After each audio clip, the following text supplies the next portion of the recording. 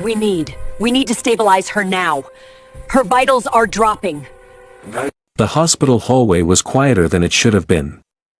Late-night lights flickered softly above, casting long shadows on the polished floor. The sound of distant footsteps echoed, then faded. Somewhere behind a closed door, a machine beeped slowly, keeping time like a nervous clock. He stood outside room 417, holding a paper cup of cold coffee he had forgotten to drink. His eyes were red from lack of sleep. His shoulders were heavy, as if the weight of the entire building rested on them. Inside that room lay the woman who had held his life together for years. She had gone into the hospital 2 days earlier. It was supposed to be simple. A quick check. A short stay. Nothing serious. That was what they said. Now wires covered her body. Machines breathed for her. And every hour felt longer than the last. He raised his hand to open the door.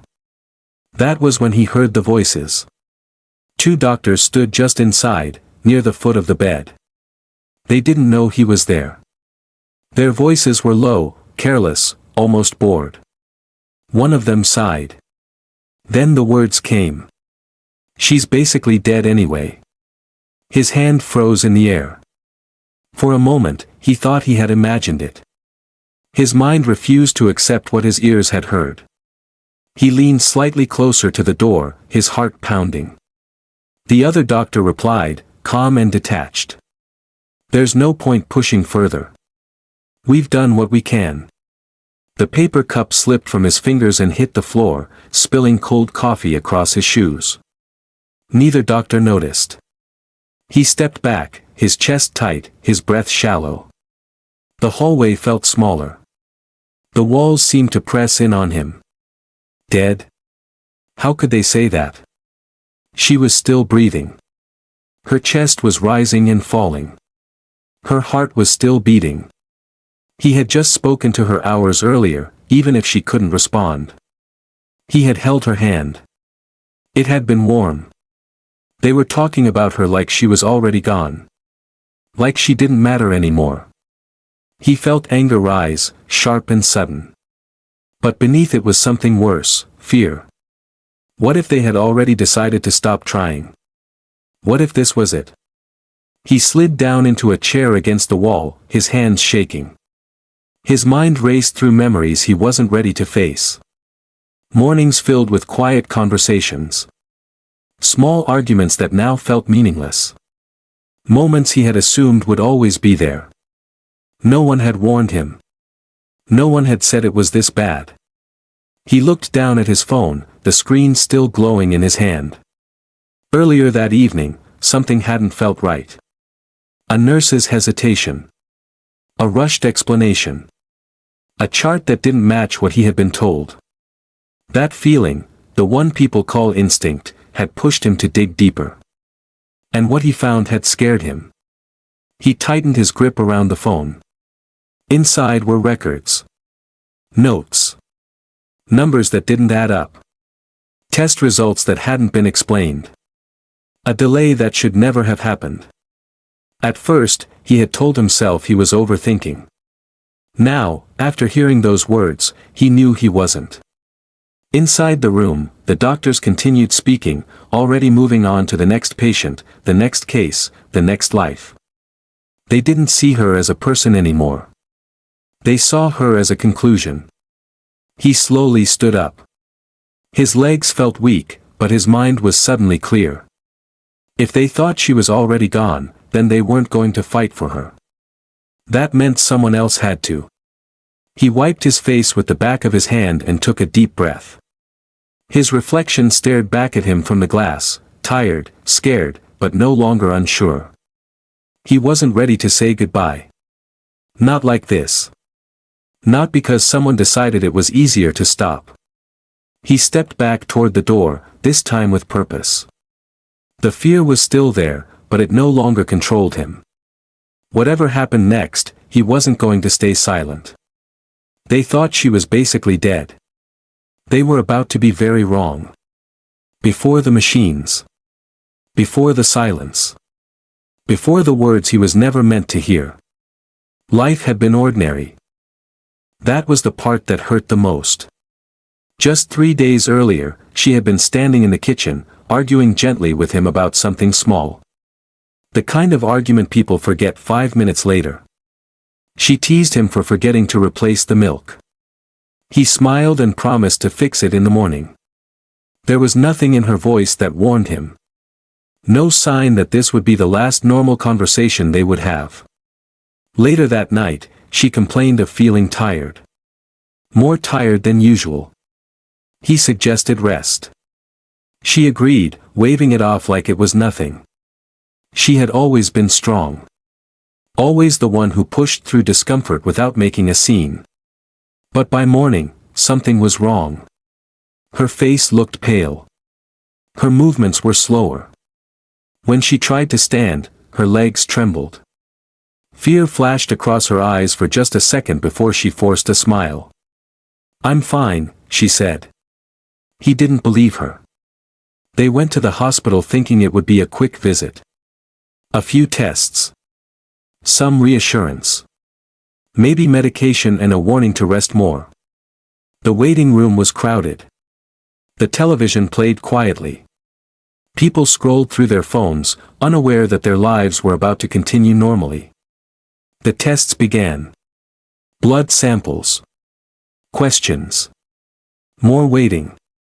A nurse frowned at a screen, then quickly masked it with a polite smile. A doctor came in, speaking carefully. Too carefully. They decided to keep her overnight, just to be safe. That was when the first crack appeared. Overnight turned into more tests. More machines. More silence. By the second day, she was barely speaking.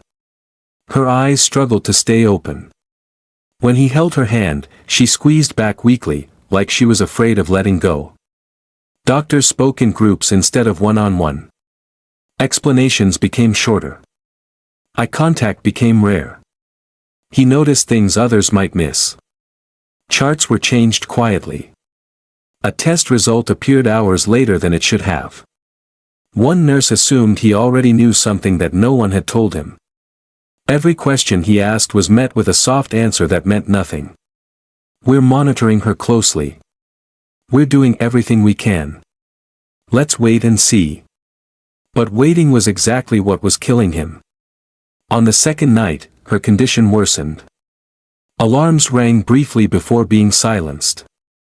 Nurses rushed in, then out again. He was asked to step aside. Minutes passed that felt like hours. When they finally let him back in, she was connected to more machines than before. Her breathing was no longer her own. That was when fear turned into dread. He sat beside her bed, watching the slow rise and fall of her chest. The machine breathed for her, steady and cold. Her face looked peaceful, but he knew better. He whispered to her, even though he didn't know if she could hear him. He told her he was there. He told her she wasn't alone. And then something happened that stayed with him. A nurse entered quietly, adjusted a setting, then paused. She looked at him for a moment longer than necessary. Her eyes held something close to regret. "You should get some rest," she said softly. He didn't sleep. Instead, he began paying attention. When a doctor mentioned a test result, he asked to see it. When someone explained a procedure, he asked why it hadn't been done sooner. The answers didn't line up. That night, sitting alone in the hallway, he started looking through everything he had been given. Reports. Timelines. Notes that were never explained. That was when he noticed it. A delay. A critical window that had passed without action. At first, he hoped he was wrong. He wanted to be wrong. But the more he looked, the clearer it became. Something important had been missed. And now, after hearing those words outside her room, he understood why. They weren't still fighting. They had already moved on. He closed his phone slowly, his heart heavy but his resolve firm. If no one else was going to question what happened, he would. This was only the beginning. The hospital no longer felt like a place of healing. It felt like a place of waiting. He noticed it in the small things first. The way people spoke in half sentences. The way questions were answered with rehearsed phrases. The way doctors avoided standing still for too long. Everyone seemed to be moving forward, except her. Each hour, her condition stayed the same. Not better. Not worse.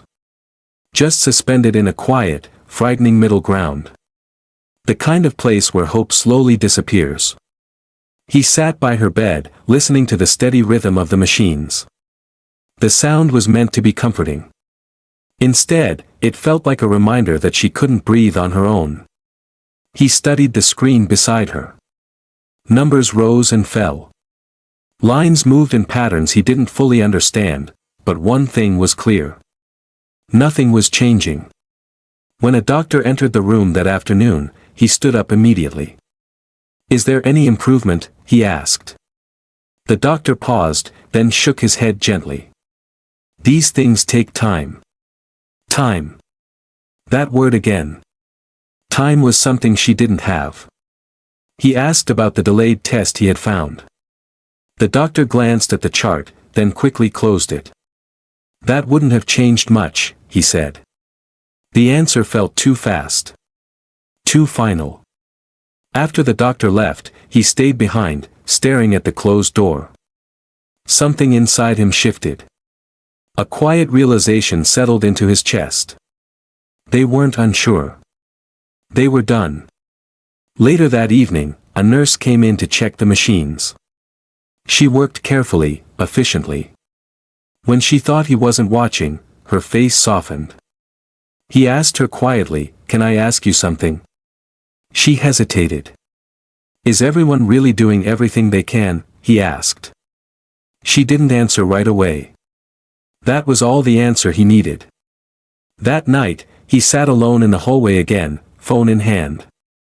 He went through the records line by line. This time, he took screenshots. He saved files. He marked times. The delay stood out more clearly than before. A test that should have been done within hours had been pushed back almost a full day. By the time it was done, her condition had already worsened. He searched for explanations. There were none. Only assumptions. Only decisions made too late. As the night stretched on, he overheard more conversations. Not just from doctors, but from staff passing by. Casual words. Shrugs. Silence where urgency should have been. "She's not responding. We've tried. We'll see what happens." Each sentence felt like another door closing.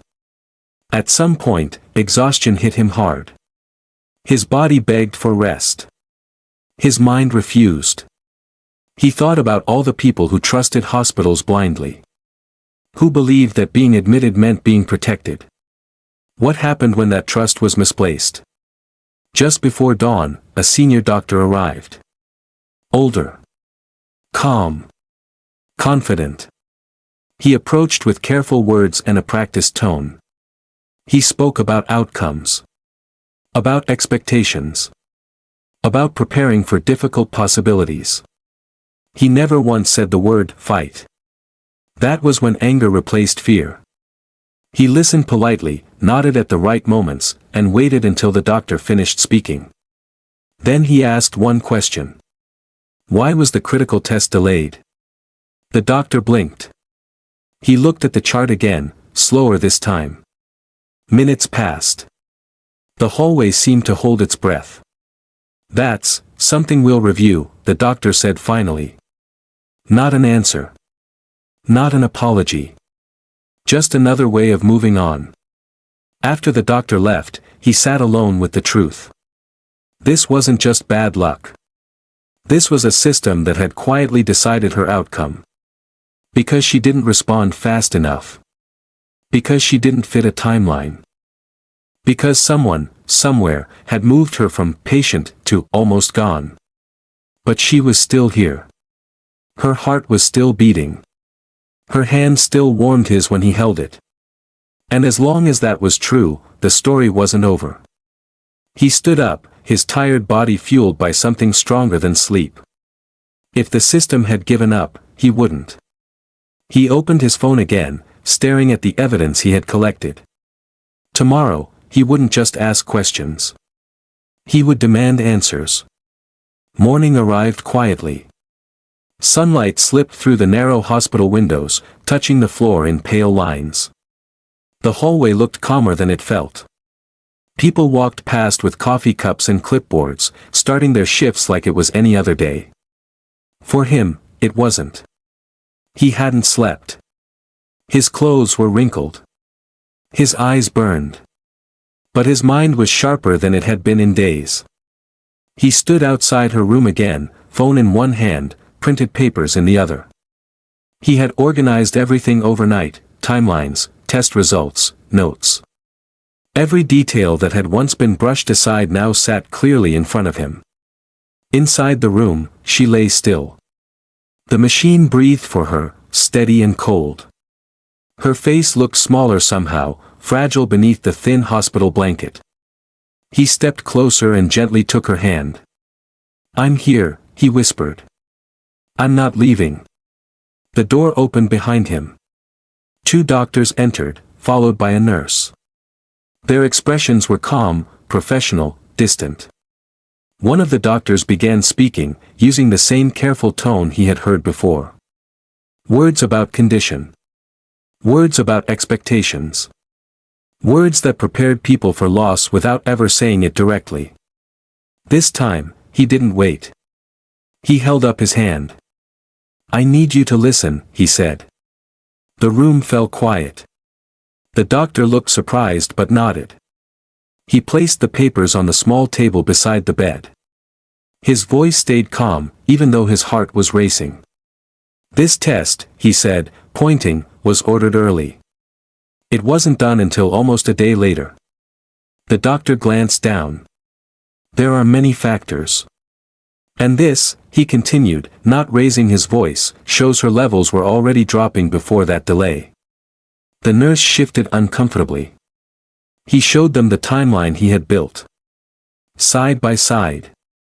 Clear and impossible to ignore. No one interrupted him. For the first time since this began, he wasn't being talked over. He wasn't being comforted. He was being heard. One of the doctors frowned slightly. Another adjusted their glasses and looked again. "This should have been addressed sooner," one of them admitted quietly. That single sentence changed everything. He felt his chest tighten, not with anger this time, but with something closer to relief. "So what happens now?" he asked. The doctors exchanged looks. "We need to reassess," one of them said. Immediately. New instructions were given. Calls were made. The atmosphere in the room shifted. Nurses moved faster. Machines were adjusted. A sense of urgency returned, the kind that should have been there all along. He stepped back, watching it unfold. No one told him to prepare for the worst this time. No one avoided his eyes. Hours passed. He stayed by her side, speaking softly, telling her about everything she had missed. The sunrise. The quiet moment when things finally changed. Then, without warning, a nurse looked at the monitor and paused. "Wait," she said. Everyone froze. The numbers were small. Easy to miss. But they were different. Not worse. Better. Just slightly, but enough. The doctor leaned in, studying the screen carefully. "It's subtle," he said, "but it's a response." A response. The word felt unreal. Hope didn't rush in all at once. It crept back slowly, carefully, like it was afraid of being noticed. No one celebrated. No one made promises. But no one said, "It's over" either. He sat down, his legs finally giving in, his hands shaking as the weight of the moment hit him. She wasn't gone. Not yet. And now, they were fighting again. He looked down at her face, unchanged but no longer forgotten. Outside the room, the hospital continued its routine. People passed by unaware that inside, a life had shifted direction. This wasn't the end. It was the moment everything stopped being silent. The room felt different now. Not louder. Not brighter. Just different. There was movement where there had once been stillness. Purpose where there had been quiet waiting. Nurses entered and left with focus instead of hesitation. Doctors spoke clearly, no longer avoiding certain words. He noticed every change. Every adjustment to the machines. Every new instruction. Every careful look at the monitor. Nothing dramatic happened at first. No sudden awakening. No miracle moment. Just progress, slow and fragile. And sometimes, that mattered more. A senior medical staff member arrived later that day. Their presence carried authority. They reviewed the files carefully, page by page, without rushing. They asked questions no one had asked before. Why was this delayed? Why wasn't this acted on sooner? Why were assumptions made? No one had easy answers. The silence said enough. He sat nearby, listening, saying nothing. For once, he didn't need to speak. The evidence spoke for him. After the review, the tone shifted again. Treatment was adjusted. A new plan was put in place. Specialists were consulted. Care became intentional instead of routine. That night, he stayed awake beside her bed. He watched the machine breathe with her, not for her. He held her hand, feeling warmth that had never left. Then something small happened. Her fingers moved. At first, he thought he imagined it. His heart jumped, then hesitated, afraid to believe. He waited. Her fingers twitched again, just slightly. "Did you see that?" he whispered. The nurse checked carefully. The monitor confirmed a small but real response. Not enough to speak. Not enough to wake. But enough to prove one thing. She was still there. Tears filled his eyes, and this time, he didn't stop them. He pressed her hand gently, afraid to break the moment. The staff moved with controlled urgency. Notes were taken. Adjustments were made. No one whispered anymore. Later, one of the doctors approached him quietly. "We should have acted sooner," the doctor said. It wasn't loud. It wasn't dramatic. But it was the truth. He nodded. That was all he needed. He didn't want blame. He wanted her back. The next day brought more signs. Slight changes. Subtle improvements. Enough to keep hope alive. Recovery was still uncertain. Nothing was promised. But the word "over" was no longer part of the conversation. He stepped out into the hallway for the first time in days. Sunlight streamed through the windows. People laughed softly near the vending machines. Life went on. For a moment, he leaned against the wall, breathing deeply. He thought about how close everything had come to ending quietly. How easily someone's life could be reduced to a conclusion if no one fought hard enough. He returned to her room, renewed. She deserved effort. She deserved time. She deserved to be seen. As night fell again, the hospital grew quieter. The machines continued their steady rhythm. He sat beside her, exhausted but hopeful. He spoke to her softly, telling her about the future he still believed in. The small things. The normal things. The things worth waking up for. Whatever happened next, one truth was clear. She hadn't been, basically dead. She had been waiting. Recovery did not arrive all at once. It came in pieces. Some days were better than others. Some nights were long and uncertain. Progress moved forward, then paused, then inched ahead again. But it moved. The machines that once breathed for her were slowly reduced. Tubes were removed one by one. The room grew quieter, less crowded with equipment. He noticed the change in her face first. Color returned slowly, like life finding its way back home. Her breathing became her own again. Weak, but real. When she finally opened her eyes, it wasn't dramatic. No sudden gasp. No tearful speech. Just a soft blink. And then another. He was sitting beside her, holding her hand, when it happened. At first, he wasn't sure. He leaned closer, afraid to hope too quickly. But her eyes stayed open this time. She looked at him, confused, tired, alive. He smiled through tears. "You're okay," he said quietly. "You're here." Her recovery took time. Weeks passed. Strength returned slowly. Some days she slept more than she spoke. Other days, she asked simple questions about what had happened. He never told her everything at once. Only what she needed to know.